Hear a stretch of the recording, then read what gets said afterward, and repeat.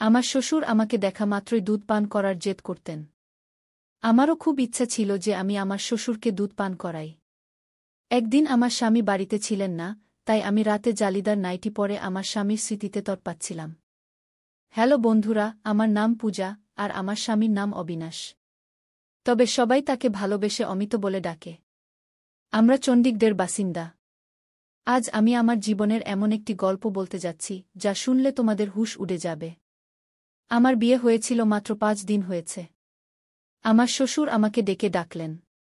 আমার শ্বশুর বাড়িতে শুধু আমার শ্বশুরই থাকতেন। আমার স্বামী বিয়ের রাতেই আমাকে বিশেষভাবে বলেছিলেন যে আমার বাবা খুব রাগী। তার কোনো কথায় কখনো না বলবে না, নইলে তিনি রেগে পাগল হয়ে যান। আর আমি 3 দিন ধরে এটাই দেখছিলাম। যখনই তিনি আমার স্বামী অমিতকে একবার ডাকতেন, অমিতের মুখের রং উড়ে যেত। তার মনে হতো যেন ভয়ে কাঁপছে, আর তৎক্ষণাৎ ঘর থেকে বেরিয়ে যেত। আমার স্বামীর এই দুষ্টুমি দেখে আমার মনে শ্বশুরের প্রতি খুব সম্মান জন্মেছিল। রাগের মধ্যে তিনি সত্যিই ভয়ঙ্কর ছিলেন। চতুর্থ দিনে সকালে অমিত আমাকে বললেন, আজ আমরা বাইরে ঘুরতে যাব। আমি খুব খুশি হয়েছিলাম। কিন্তু ঠিক তখনই আমার শ্বশুর অমিতকে ডাকলেন। তিনি তৎক্ষণাৎ ঘর থেকে বেরিয়ে গেলেন। বাইরে থেকে আমি আমার শ্বশুরের চিৎকার চেঁচামেচির আওয়াজ শুনতে পেলাম।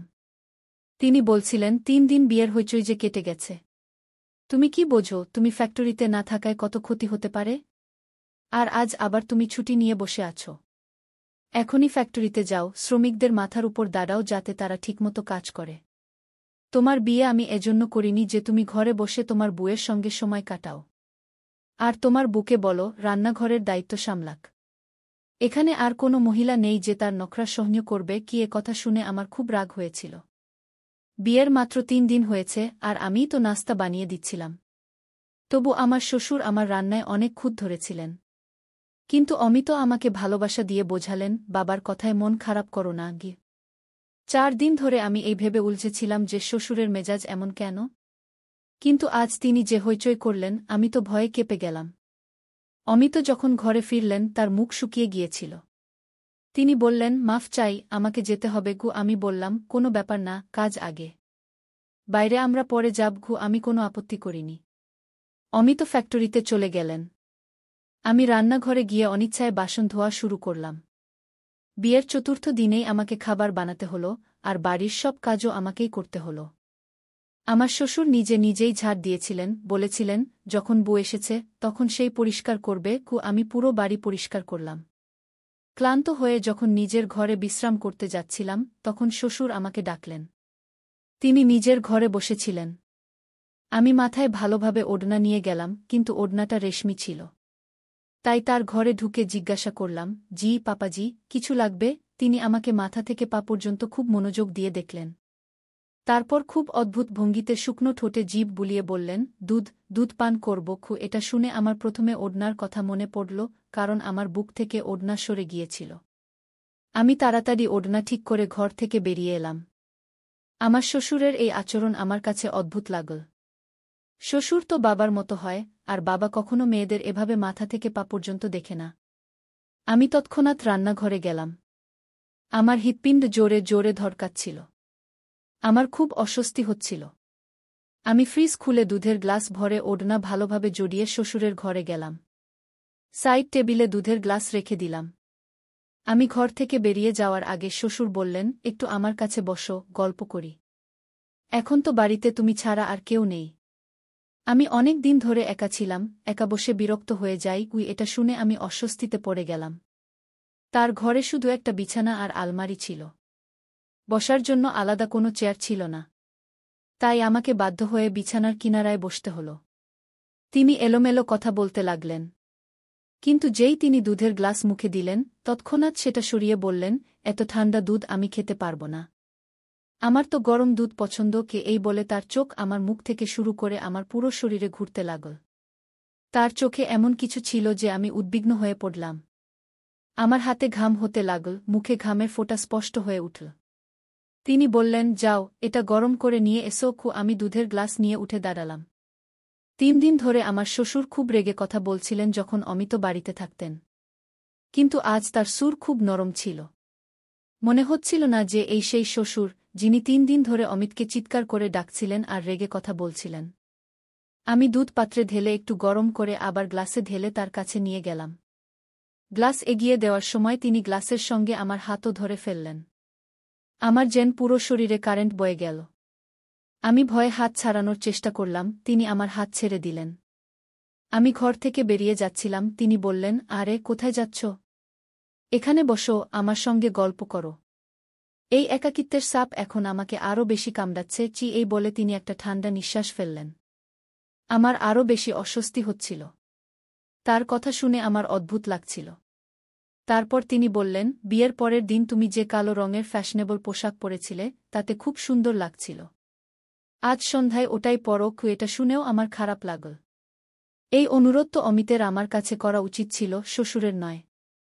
এরপর থেকে আমার শ্বশুরের আচরণ আমার কাছে অস্বস্তিকর হয়ে উঠল। অমিত যখন অফিসে যেতেন তিনি আমাকে তার ঘরে ডাকতেন। অদ্ভুত দৃষ্টিতে দেখতেন, বারবার শুকনো ঠোঁটে জিভ বুলিয়ে বলতেন, আমি দুধ পান করব।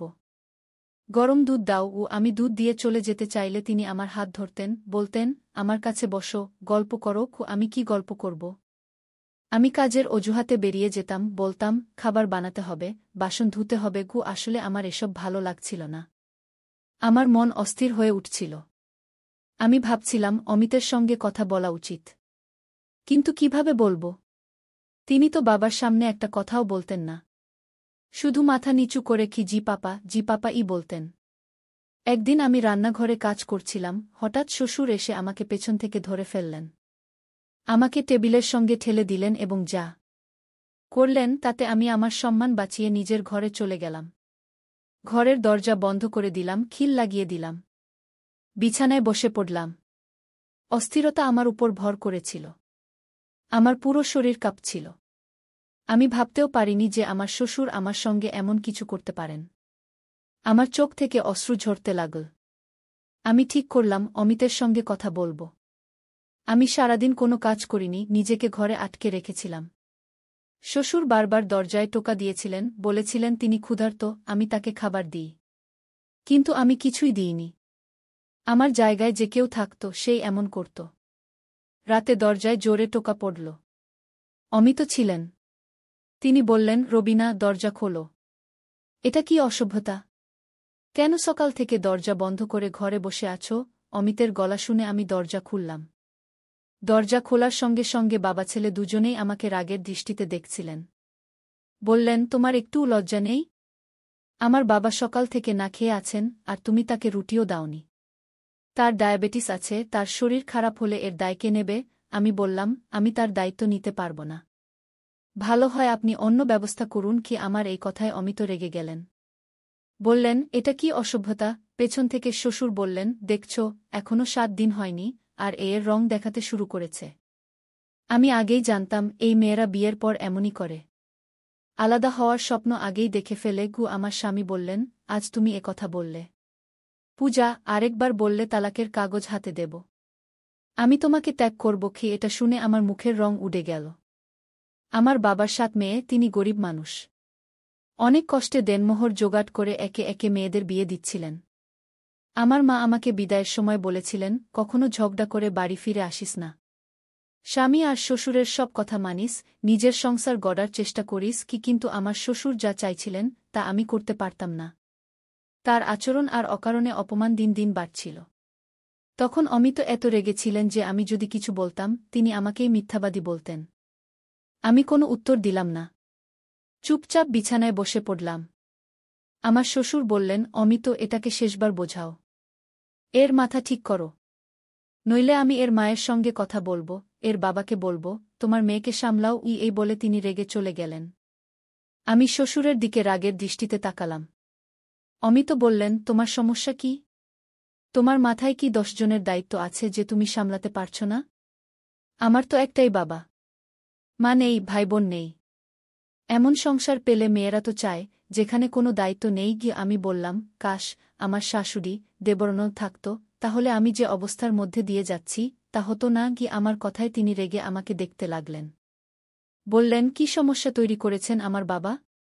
তোমার মাথায় শুধু দুবেলা রুটি দেওয়ার দায়িত্ব, তাও তোমার কাছে ভারী মনে হচ্ছে। দেখো, বাড়িতে ঝগড়া ফ্যাসাদ করা হয় না। আমি অফিস থেকে ক্লান্ত হয়ে আসি, এসব দেখতে পারি না। আমার শান্তি চাই।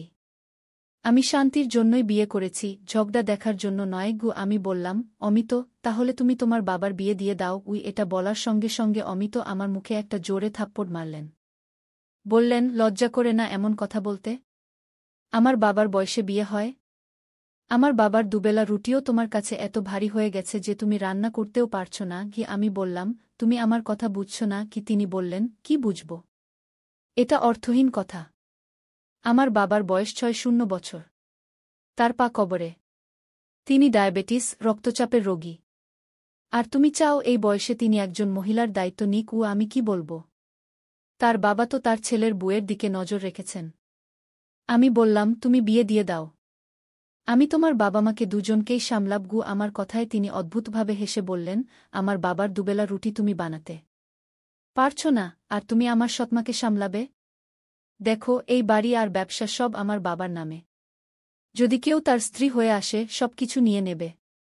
আমাকে আর তোমাকে ধাক্কা মেরে বের করে দেবে। তুমি তো জানো, বাবা রেগে গেলে কারো কথা শোনেন না। আমিও চুপচাপ তার কথা শুনি। এখন থেকে বাবার বিয়ের কথা মুখে আনবে না এই বলে তিনি ঘর থেকে বেরিয়ে গেলেন। এখন আমি ভাবতে লাগলাম, আমি কি করব? আমি আমার শ্বশুরের এমন আচরণ আর সহ্য করতে পারছিলাম না। আর চলে গেলে আমার সংসার ভেঙে যেত। আমরা মেয়েরা কত অসহায়। সংসার গড়তে কত কিছু সহ্য করতে হয়। আমি তালাক নিলে আমার আর বিয়ে হতো না। তালাকশুদা হলে আমার ছোট বোনদেরও বিয়ের সম্বন্ধ আসা বন্ধ হয়ে যেত। আমি তরপাতে তরপাতে কাঁদছিলাম। ওড়না দিয়ে চোখের জল মুছছিলাম, হঠাৎ অমিতের গলা শুনলাম। তিনি বললেন, পূজা, বাইরে এসো। তাড়াতাড়ি নাস্তা আর পরোটা বানাও।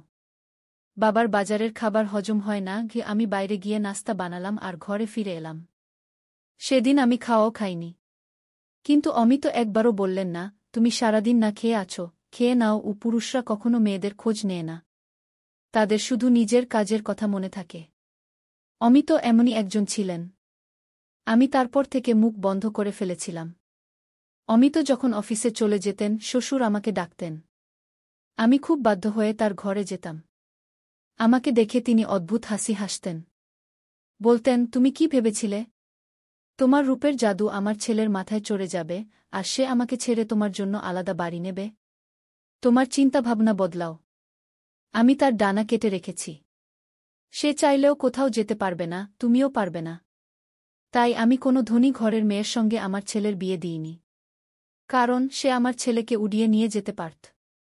তোমাকে এনেছি কারণ আমি জানতাম, তোমার বাবার অবস্থা এমন নয় যে সে তোমার সংসার বানানোর পর আবার তোমাকে নিজের বাড়িতে রাখতে পারবে বা আলাদা বাড়ি দিতে পারবে। এখন যদি তুমি চাও তোমার জীবন সহজ হোক, তাহলে আমি যা বলব তুমি তাই করবে। আমি খুব অস্থির হয়ে পড়লাম। তিনি বললেন, যাও, আমার জন্য গরম দুধ নিয়ে এসো। এই শব্দ আমার ভেতরে আগুন জ্বালিয়ে দিল। আমার ইচ্ছা করছিল নিজেকে শেষ করে ফেলি। এমন নোংরা আর অপমানজনক জীবন আমি সহ্য করতে পারছিলাম না। আমি এখন শুধু খাবার তার ঘরে পৌঁছে দিয়ে তৎক্ষণাৎ বেরিয়ে আসতাম। তার কাছে বসতাম না, কথাও বলতাম না। বেশিরভাগ সময় নিজের ঘরে কাটাতাম। একদিন তো সীমা ছাড়িয়ে গেল। আমার শ্বশুর অমিতেরও লজ্জা রাখলেন না। রাতে খেতে খেতে তিনি আমার ফরমাশে বিরিয়ানি বানিয়েছিলাম। বিরিয়ানি খুব ভালো হয়েছিল। খেতে খেতে তিনি বললেন, আজ তুমি আমার মন খুশি করে দিয়েছ। খুব মজার খাবার বানিয়েছ। অমিত এটা শুনে হাসলেন। আমাকে গর্বের দৃষ্টিতে দেখলেন। কিন্তু আমার একটুও খুশি লাগেনি। তারপর শ্বশুর পকেট থেকে ২০০০ টাকা বের করে আমার দিকে এগিয়ে দিয়ে বললেন, এটা নাও, তোমার পুরস্কার। কিন্তু আমি বললাম, আমি আমার কর্তব্য পালন করছি। এটা আমার লাগবে না। আমার প্রত্যাখ্যানে অমিত আমাকে কড়া দৃষ্টিতে দেখলেন। বললেন, বাবা খুশি হয়ে দিচ্ছেন, না করো না। নিয়ে নাও। অনিচ্ছা সত্ত্বেও আমি ২০০০ টাকা নিলাম। আমি বাসন তুলতে উঠলাম। আমি উঠতেই শ্বশুরও উঠে দাঁড়ালেন। আমার দিকে এগিয়ে এসে আমাকে জড়িয়ে ধরলেন আর আমার কপালে চুমু খেলেন। আমি যেন পাথরের মূর্তি হয়ে গেলাম। তিনি বললেন, তোমার এই বদলে যাওয়া রূপে আমি খুব খুশি। এভাবে থাকলে খুব তাড়াতাড়ি আমার মনে জায়গা করে নেবে। এই বলে তিনি নিজের ঘরে চলে গেলেন। আমি অমিতের দিকে তাকালাম, যার মুখে কোনো ভাবান্তর ছিল না। কিন্তু আমার এটা খুব খারাপ লাগল। আমি বললাম, পাপার এটা কি ধরনের আচরণ? আমি তার সত্যিকারের মেয়ে নই। তার উচিত আমার সঙ্গে দূরত্ব রেখে কথা বলা। তার কি অধিকার আছে আমাকে বুকে জড়িয়ে নেওয়ার? ঈশ্বরও তো বলেছেন একটা বয়সের পর বাবা মেয়ের মধ্যেও দূরত্ব রাখতে হয়। আমার কথায় অমিত ভীষণ রেগে গেলেন। বললেন, তুমি এত ছোট মনের হতে পারো আমি ভাবিনি। আমার বাবা তোমাকে মেয়ে মনে করেন। তিনি তোমাকে একটু ছুঁয়েছেন, তোমার মাথায় হাত দিয়েছেন। তুমি অদ্ভুত মেয়ে। বাবার মনে জায়গা করার বদলে তুমি সবকিছুতে আপত্তি করো। তিনি নিচু স্বরে আমাকে কড়া দৃষ্টিতে বললেন, শুক্রিয়া করো যে বাবা এই কথাগুলো শোনেননি। নইলে বড় সমস্যা হয়ে যেতই। তিনি আমাকে শেষবারের মতো সাবধান করে বললেন, পূজা, বাবার সঙ্গে তোমার আচরণ ঠিক করো। আমি কাঁদতে লাগলাম। বললাম, অমিত, আমার সহ্যের সীমা শেষ হয়ে গেছে। আমাকে বিষ এনে দাও, নইলে তোমার বাবার বিয়ে দিয়ে দাও। এই বলে আমি ঘরে চলে গেলাম। কিছুক্ষণ পর দরজার বেল বাজল। তারপর হইচইয়ের শব্দ শুনলাম। আমি ঘর থেকে বেরিয়ে দেখলাম আমার এক দেবরও আছে। সে সৌদি আরবে পড়াশোনা করতে গিয়েছিল এবং তার স্ত্রী জয়ার সঙ্গে ফিরে এসেছে। সে সেখানেই বিয়ে করেছিল। আমার শ্বশুর তার বিয়েতে রেগেছিলেন, তাই তাকে বাড়িতে আসতে দেওয়া হয়নি। আমরা জানতামই না যে অমিতের একটা ভাই আছে। আমি তাদের দুজনকে দেখে অবাক হয়ে গেলাম। শ্বশুর তখনও রেগে দাঁড়িয়েছিলেন। বললেন, তোর ইচ্ছেম তো বিয়ে করেছিস, তাহলে এখানে ফিরে এলি কেন? ওখানেই থাকতি। দেবর হাত জোট করে মাফ চাইল। অমিত বললেন, বাবা, রাগ ছাড়ুন। যা হওয়ার হয়ে গেছে। কমলেশকে জড়িয়ে ধরুন। যাই হোক, এখন আমার দেবরানীও এসে গেছে।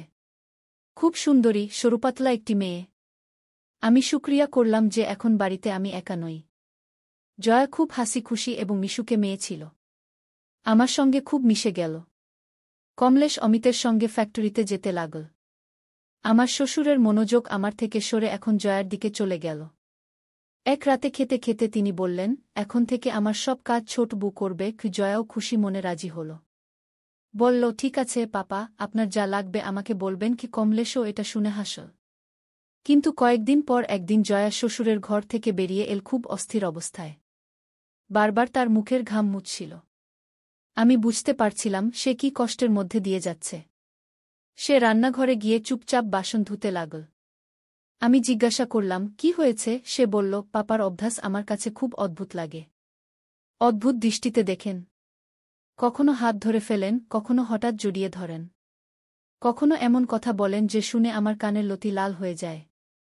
আমি কমলেশের সঙ্গে কথা বলবো। সে বলেছিল তার বাবা খুব ভালো। কিন্তু তিনি তো সুযোগ পেলেই আমাকে কাছে টানার চেষ্টা করেন। আমার এসব ভালো লাগে না। আমি বললাম, এই দুই ভাই কখনো তাদের বাবার কথার বিরুদ্ধে যায় না। আমিও এই কষ্টের মধ্যে দিয়ে গেছি। কিন্তু অমিত আমার কথা কখনো শোনেননি। সে বলল, আমি কিন্তু কমলেশের সঙ্গে স্পষ্ট কথা বলবো। যদি পাপা এই আচরণ চালিয়ে যান, আমি তাকে বলব আলাদা বাড়িতে যাব। তারপর আবার সেই ঝগড়া শুরু হল, যা আমার আর অমিতের মধ্যে হতো। কমলেশ বলল, আমি তোর সঙ্গে 2 বছর বিদেশে একা ছিলাম। এখন বাড়িতে এসে কি হল? 4 দিন বাবাকে রুটি বানিয়ে দিতে হল, আর তুই নতুন নাটক শুরু করলি। জয়া তালাক চাইতে শুরু করল। সেই রাতে অমিত যখন ঘরে এলেন তিনি খুব চুপচাপ ছিলেন। আমি বললাম, অমিত, এখনো কি বলবে আমি ভুল ছিলাম? আমার যে অভিযোগ ছিল, আজ জয়ারও সেই অভিযোগ। এর মানে পাপা কোথাও না কোথাও ভুল করছেন। আমি তোমাকে সত্যি বলছি, তার একজন স্ত্রী দরকার।